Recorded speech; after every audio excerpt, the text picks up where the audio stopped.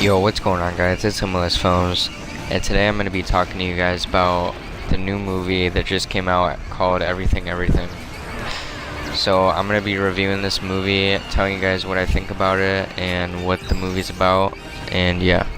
So basically, this movie was actually originally a book, and it's a love book, basically kind of romantic comedy, but it's more of a romantic movie.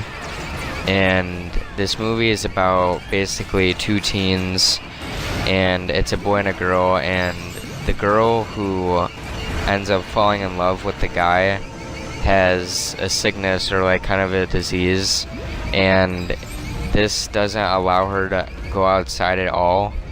So she's basically been stuck in her own house for the past 18 years without being able to go outside.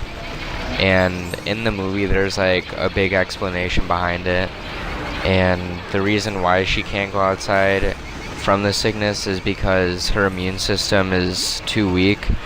So her immune system can't fight off simple viruses that other people can, so she ends up staying inside for all these years. But eventually a boy moves into her city, and then she ends up finding out about the boy, and they end up recognizing each other, and they end up falling in love. And it ends up taking a while for them to actually talk to each other because of the disease, and that's the thing that mostly separates them throughout the whole movie. But they do end up talking to each other after a little bit of time. And the big problem with the relationship is just the sickness that she has, and she can't really see him very often, and sometimes it's like weeks at a time. But after a while, fast forwarding, she basically tries to sneak out and get away from her mother to see him, even though her mother's like super overprotective of her, because if she goes outside for even like a minute, then she'll get very sick and possibly die. But she ends up caring a lot for the guy, and she's willing to risk dying for him. And after a while, she ends up getting like more information about her sickness, and when she does get information, she does find out that her sickness is basically more curable. And then she ends up sneaking away from her own house, so she basically plans a trip to go to Hawaii, and they end up going there, and then she comes back. And long story short, that's mostly majority of the movie, and then once they come back, they end up falling in love. And that's basically most of the movie, and I think the movie is pretty good.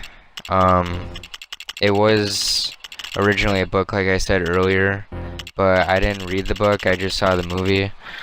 But I think the movie is very good. It's like very teenage, kind of like.